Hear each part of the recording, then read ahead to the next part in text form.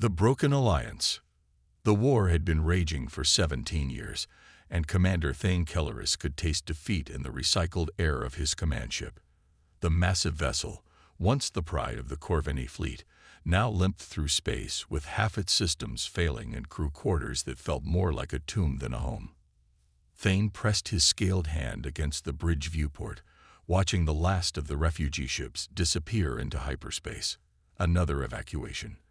Another world lost to the Xyrian Empire. His people, the Corvini, had been the first to rebel against Xyrian rule 3 decades ago. Now they were among the last still fighting. Commander, his aide, Lieutenant Zoravos, approached with hesitant steps. The young Corvani's usually bright blue skin had faded to a sickly gray from months of stress and poor nutrition. "The Council is requesting your presence in the war room." Thane nodded without turning from the window. Below them, the planet's sanctuary burned. 2 billion refugees from a dozen different species had called it home for the past 5 years. Now it was nothing but smoke and ash, another casualty in the Empire's relentless advance.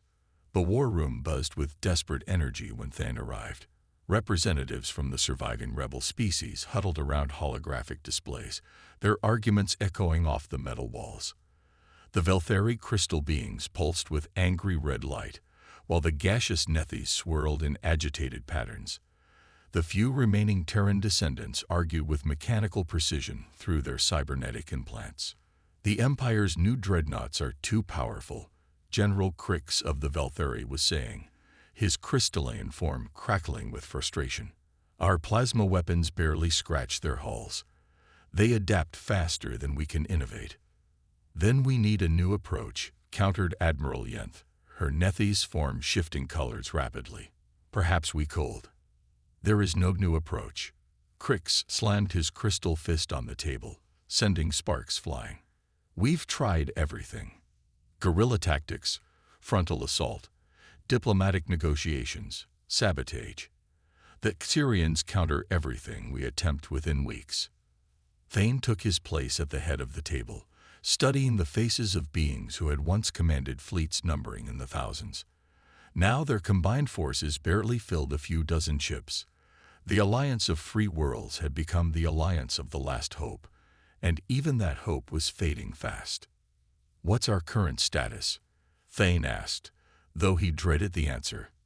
Captain Dex, a cybernetically enhanced Terran descendant, spoke with his characteristic emotionless tone. 17 operational warships, 43 support vessels, approximately 800,000 refugees scattered across 12 hidden stations. Food supplies will last 6 months at current rationing levels. And the Empire? Conservative estimates put their fleet at over 10,000 active warships, with production facilities capable of replacing losses faster than we can inflict them. Silence fell over the room like a funeral shroud. Thane looked around at the faces of his fellow commanders. These beings had sacrificed everything for freedom. Their worlds, their families, their futures. And for what? To watch civilization burn while they ran from shadow to shadow. "There might be another option," said a quiet voice from the corner. Everyone turned to look at Dr. Mirren Ashfall, the Alliance's chief archaeologist. The elderly Corvini female had been studying ancient star charts and forgotten databases for months, searching for any advantage they might have missed. "I've been analyzing pre-Empire navigation records," Dr. Ashfall continued, moving to the central holographic display. "There are references to a sector that was marked as quarantined roughly 300 years ago. No official records exist of what happened there, but the coordinates are consistent across multiple databases."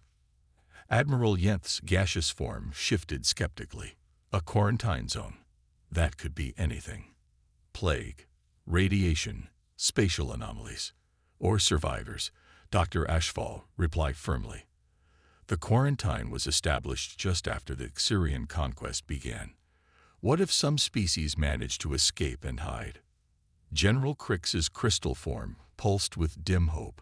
"You're suggesting we might find allies. I'm suggesting we might find answers. The sector is only 3 jumps away from our current position. If there's nothing there, We've lost a few days. If there's something. Thane studied the star chart. The coordinates pointed to a region of space that looked unremarkable on sensors. No major star systems, no valuable resources, no strategic importance. It was the kind of place the Empire might ignore. It's worth investigating, he decided. Dr. Ashfall, take a small reconnaissance team. 2 escort ships, minimal crew. If you find anything significant, report back immediately. 3 days later, Dr. Ashfall's ship, the Discovery, dropped out of hyperspace at the edge of the quarantine zone. What they found defied all expectations. The system contained a single yellow star with multiple habitable worlds, but that wasn't the surprising part. The surprising part was the massive defensive grid surrounding the entire system. Ancient-looking satellites and weapon platforms formed concentric rings around the star, their designs unlike anything in the known galaxy. Commander Kelleris, Dr. Ashfall's voice crackled over the communication system. You need to see this. The transmission showed dozens of ships moving through the system. They were sleek, efficient designs that seemed to blend multiple technological philosophies. Some incorporated Corvani crystal matrix hulls, others used Veltheri energy weaving techniques, and still others employed completely unknown technologies. But the most shocking discovery came when one of the mysterious ships hailed them. "Unknown vessel, identify yourself," came a voice speaking perfect galactic standard. "This is Captain Elena Rodriguez of the Terran Defense Force." Terran. The word sent shockwaves through the reconnaissance team. The Terrans were among the first species conquered by the Xyrian Empire. Their homeworld turned into a toxic wasteland centuries ago. Everyone knew the Terrans were extinct. Dr. Ashfall found her voice first. "This is Dr. Mirren Ashfall of the Alliance of Free Worlds. Captain Rodriguez, we thought your people were dead. So did the rest of the galaxy." Captain Rodriguez's voice carried a mixture of amusement and pain. "We've been hiding here for 300 years, Doctor. Rebuilding. Preparing. Preparing for what? For the day we'd have enough strength to finish what the Xyrians started." Captain Elena Rodriguez stood on the bridge of the TDF Determination, studying the data feeds from her ship's sensors. After 3 centuries of isolation, contact with the outside galaxy felt surreal.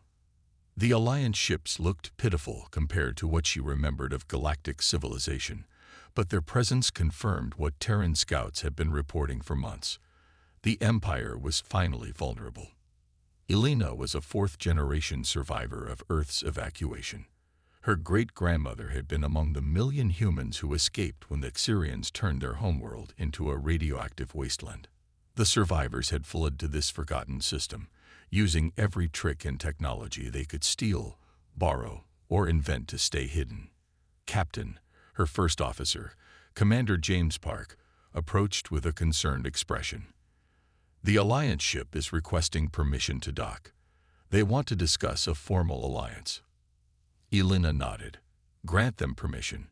And James, prepare the council chamber. If we're going to break 3 centuries of isolation, we might as well do it properly."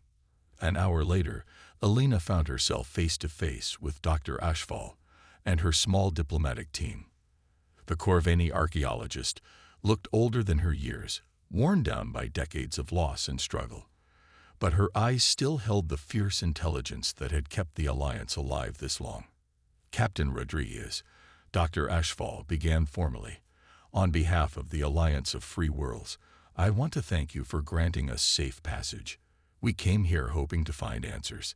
Instead, we found hope." Elena gestured for the group to sit around the conference table. The chamber itself was a testament to human adaptability. The walls displayed artwork from dozens of species, while the furniture accommodated various alien physiologies. Humans had learned to be flexible. "Tell me about the war," Elena said simply. For the next 2 hours, Dr. Ashfall painted a picture of galactic devastation that made Elena's heart ache. Entire species reduced to a few thousand survivors, worlds strip-mined into barren rocks, cultures that had existed for millennia erased in a matter of years. The Empire has become more efficient, Dr. HFY concluded. They don't just conquer anymore. They consume. Strip away everything useful and move on. We estimate they've destroyed over 60% of galactic civilization in the past 50 years. Alina's jaw tightened. And your current military strength? Negligible. A few dozen ships. Barely 500,000 people spread across the galaxy. We're not an army anymore, Captain. We're refugees. Commander Park leaned forward. What about other resistance movements? Surely some species have managed to mount effective opposition. Dr. HFY's expression grew bitter. There were others. The hegemony of independent worlds held out for 12 years before falling. The corporate alliance managed 8. The Zenithary Empire lasted almost 20 years, but they fell 3 years ago. She paused. We're the last organized resistance in the galaxy. Elena stood and walked to the viewport, looking out at the defensive platforms that protected their hidden system. 300 years of preparation. 300 years of building, planning, and waiting for the right moment. Her people had thought they were preparing for their own war of liberation. Instead, they might be the galaxy's last hope. Doctor, Elena said without turning around, what do you know about human military doctrine? Very little, I'm afraid. Most records were destroyed when Earth fell. Elena smiled grimly. Humans have a saying, if you're going through hell, keep going. We also have another saying, the best defense is a good offense. She turned back to face the Alliance delegation.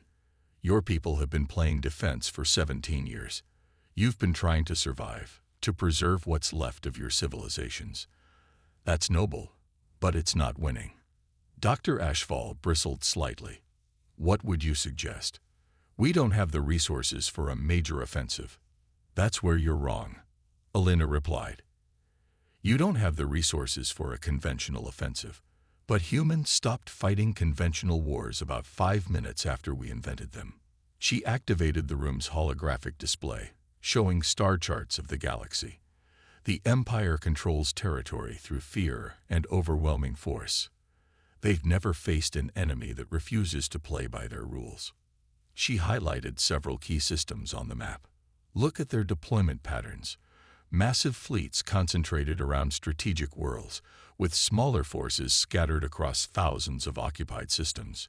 It's a defensive posture disguised as offensive capability. Commander Park caught on quickly. They're spread too thin to respond to multiple simultaneous threats. Exactly. They've built their entire strategy around the assumption that their enemies will fight them head-to-head for control of territory. But what if we don't want their territory? What if we want something else entirely? Dr. HFY studied the display with growing interest. What did you have in mind? Elena's smile was predatory. We're going to give the Empire exactly what they think they want. A final battle against the last remnants of galactic resistance. And while they're busy crushing us, we're going to cut out their heart. The holographic display zoomed in on a system deep in Empire space. The world at its center pulsed with energy signatures that made the Alliance officers gasp. Xerion Prime, Elena said simply, the Empire's homeworld, the source of their power and the center of their command structure. While they're chasing our fleets around the outer rim, a small strike force is going to slip into their capital system and remind them why humans used to be considered the galaxy's most dangerous species. Dr. HFY stared at the display in shock. That's insane. Xerion Prime is the most heavily defended world in the galaxy. Even if you could get past their fleet, the planetary defenses are designed to stop conventional attacks from conventional enemies. Elena finished. Doctor, has anyone ever told you about the siege of New Tokyo? I'm not familiar with that battle. Elena's expression grew distant. It happened about 50 years before the Empire reached Earth. Human colony world, surrounded by hostile aliens, no hope of rescue. The colonists had 2 choices, surrender and be enslaved, or find a third option. She paused. They chose to collapse their own underground cities, taking out the enemy occupation force, and themselves rather than submit to slavery. 17,000 humans died, but they also eliminated an entire alien invasion fleet. The room fell silent as the implications sank in. Humans don't surrender, Elena continued quietly. We don't retreat. We don't compromise. When backed into a corner, we do whatever it takes to win, regardless of the cost. The Empire thinks they've won because they've never faced an enemy willing to sacrifice everything for victory. Dr. Ashfall's voice was barely a whisper. You're talking about a suicide mission. I'm talking about finishing what the Empire started 300 years ago, Elena corrected. They wanted to wipe out humanity. Fine. Let's show them what a species with nothing left to lose can accomplish. The Alliance delegation exchanged uncertain glances.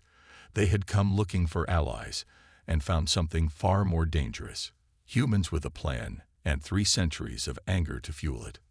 Captain, Dr. Ashfall said carefully, even if your plan could work, you're talking about a handful of ships against the entire Empire. The odds. Elena laughed, a sound with no humor in it. Doctor, humans invented the concept of impossible odds. We've been beating them for thousands of years. She looked around the room at the alien faces staring back at her. The question isn't whether we can win. The question is whether you're willing to bet everything on the one species crazy enough to try. The human solution. 2 weeks later, the hidden human system buzzed with activity unlike anything it had seen in 3 centuries.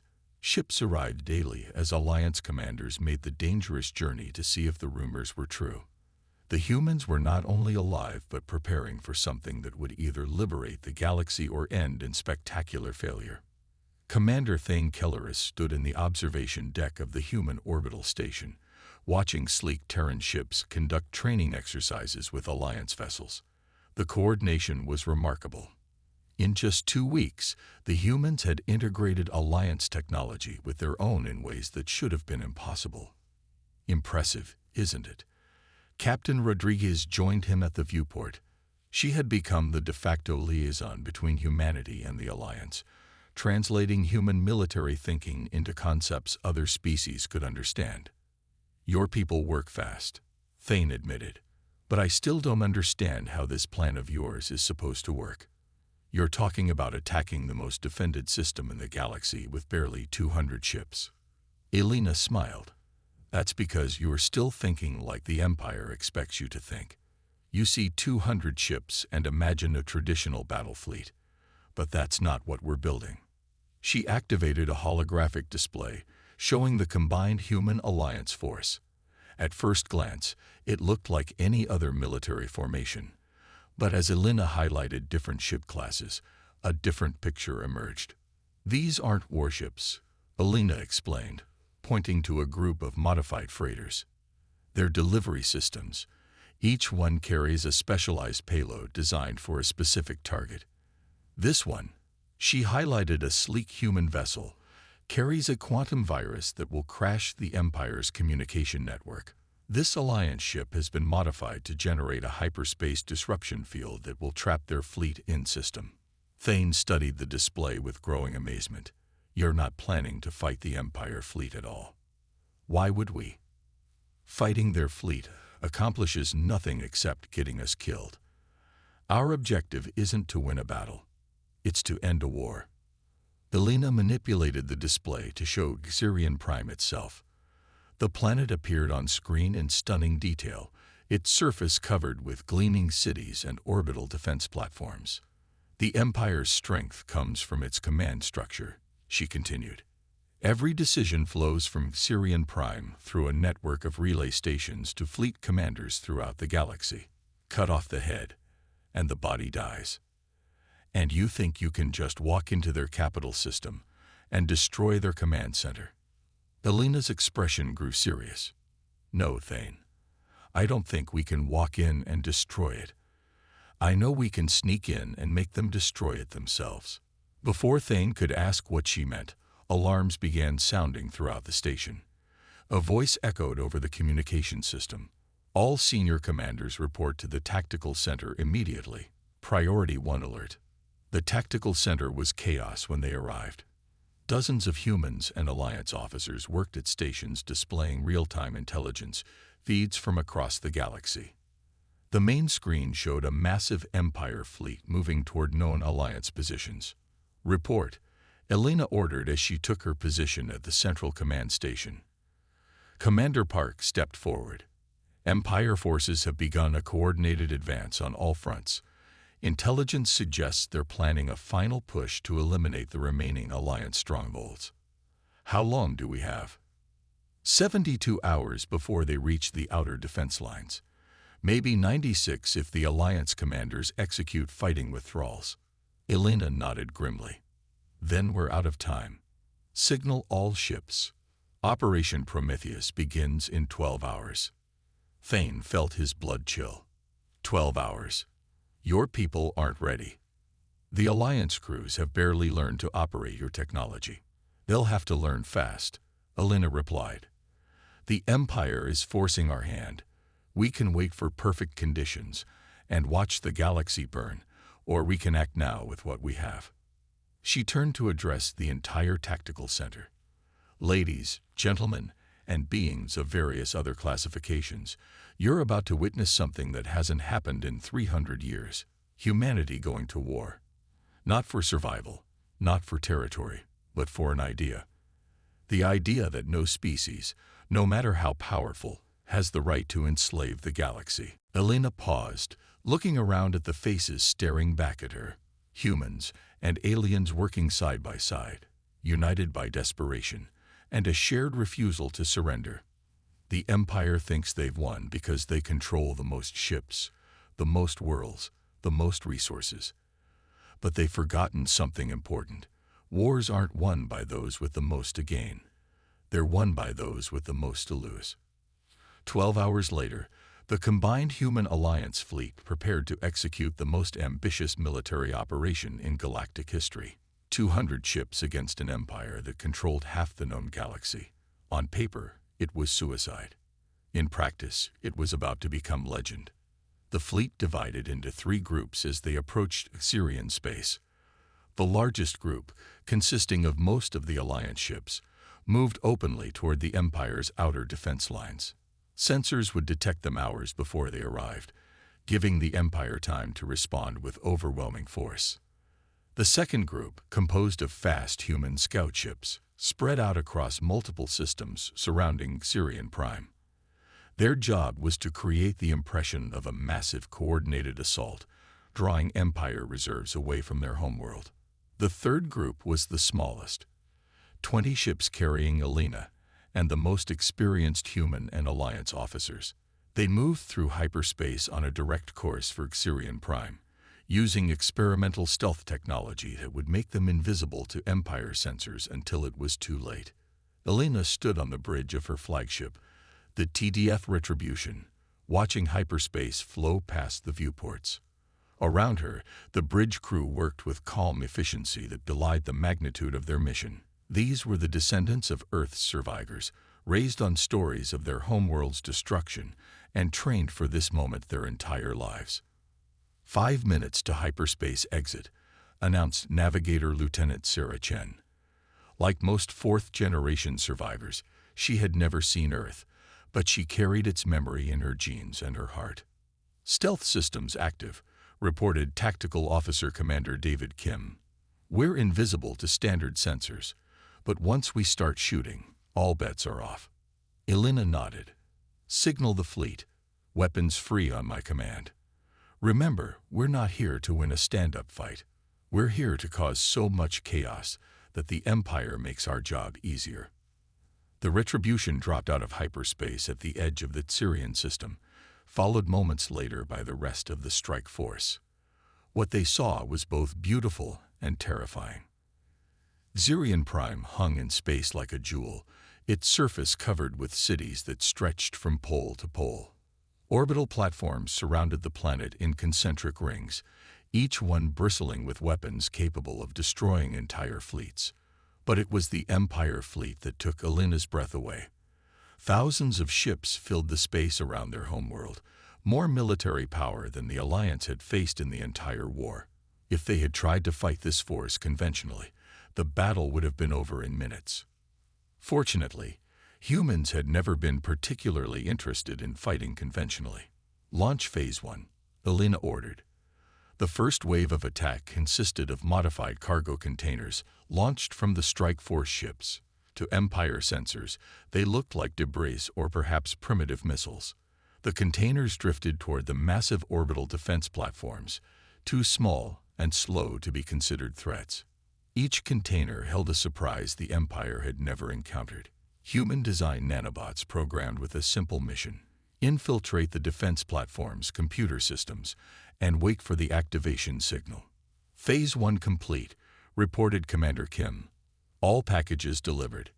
Excellent. Launch Phase 2. Phase 2 was more dramatic.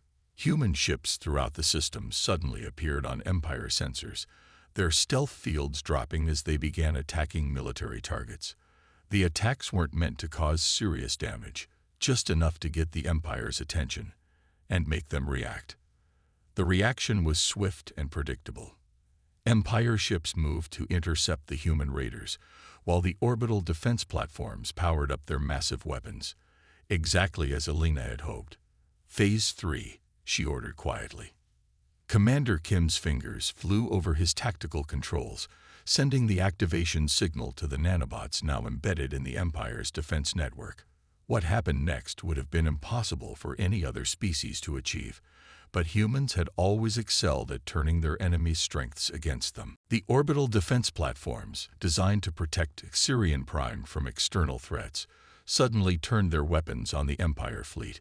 Massive energy beams that could crack planets began targeting the ships they were supposed to defend. The Empire's most powerful defensive installation had become their most dangerous enemy. Chaos erupted throughout the system as Empire commanders tried to understand what was happening. Their own defenses were attacking them, while small human ships darted between their formations causing havoc.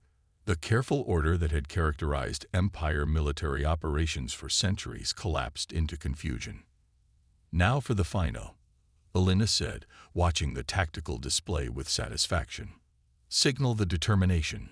Execute Prometheus Protocol. The determination, Captain Rodriguez's former command, had been specially modified for this mission. Its hull contained a quantum resonance bomb capable of destabilizing the hyperspace lanes around Sirian Prime. The explosion wouldn't destroy the planet, but it would cut off the Empire's capital from the rest of their territory for months. As the determination moved toward the planet on its final approach, Elena opened a communication channel to the Empire fleet. Attention, Sirian Empire forces. This is Captain Elena Rodriguez of the Terran Defense Force. 300 years ago, your people destroyed our homeworld and attempted to exterminate our species. Today, we return the favor. The channel crackled with angry responses from Empire commanders, but Elena continued calmly. You wanted to know what happened to humanity. We survived. We adapted. We learned. And we never, ever forgot what you took from us. Today, you reap what you sowed. The determination reached its target coordinates and detonated. The explosion lit up the system like a new star, and when the light faded, Sirian Prime was isolated from its empire. No ships could enter or leave the system. No communications could reach the outside galaxy. The heart of the empire had been cut out with surgical precision. But Elena wasn't finished. As Empire ships struggled to reorganize in the aftermath of the quantum explosion, she activated the final phase of Operation Prometheus. This is Captain Rodriguez broadcasting on all Empire frequencies, she announced. Your capital is isolated. Your defense fleet is crippled. Your orbital platforms have been turned against you. But I'm prepared to offer you something your empire has never offered anyone else. Mercy. The communication channel exploded with outraged responses from Empire commanders. But Elena pressed on. Surrender now, and your people will be treated according to the Galactic conventions of war. Continue fighting, and we will show you exactly what 3 centuries of human ingenuity can accomplish when applied to the art of warfare. The choice is yours. The answer came in the form of weapons fire from the remaining Empire ships. Elena sighed. She had hoped they would choose wisdom over pride, but humans had prepared for this response as well. "So be it," she said quietly. "All ships, activate Protocol 7. Protocol 7 was humanity's ultimate expression of the philosophy that had kept them alive for 3 centuries. If you can't outmuscle your enemy, outthink them. The remaining human ships began broadcasting false sensor readings, creating the illusion of massive reinforcement fleets arriving throughout the system. To Empire sensors, it appeared that thousands of Alliance ships were suddenly materializing from hyperspace. The psychological effect was devastating. Empire commanders who had spent their careers fighting a numerically inferior enemy suddenly believed they were facing a force that outnumbered them 10 to 1. Panic spread through their ranks as ships began retreating toward Sirian Prime's atmosphere, seeking the protection of the planet's surface defenses. But the surface defenses were still under human control, and they opened fire on the retreating Empire ships. Caught between the illusion of massive enemy fleets and their own hijacked weapons, the Empire force collapsed into complete disorder. Within 6 hours, the most powerful military force in the galaxy had been reduced to a scattered collection of damaged ships hiding behind their homeworld's moon. The humans had achieved total victory without losing a single ship. Elena stood on her bridge, watching Empire vessels broadcast surrender signals across all frequencies. Around her, the bridge crew maintained their professional composure, but she could see the amazement in their eyes. They had done it. After 3 centuries of exile, humanity had returned to claim its place among the stars. "Captain," Commander Park approached with a communication tablet. "We're receiving surrender offers from Empire commanders throughout the galaxy. News of what happened here is spreading faster than their ability to suppress it." Elena nodded. "Accept all surrenders, but make it clear that mercy comes with conditions. The Empire's slave worlds will be liberated, reparations will be paid to the species they've oppressed, and they will never again threaten the peace of this galaxy." She looked out at the stars visible through the bridge viewport, stars that had been hidden from humanity for 300 years. "Signal the Alliance fleet," she ordered. "Tell them the war is over. Tell them humanity has kept its promise." As communication channels opened throughout the galaxy, carrying news of the Empire's defeat, Elena allowed herself a moment of quiet satisfaction. The humans had returned to the galaxy not as conquerors, but as liberators. They had proven that no tyranny, no matter how powerful, could stand against beings willing to sacrifice everything for freedom. The galaxy was free, and humanity had taken its place among the stars once more. The long night was over, and the dawn of a new age had begun.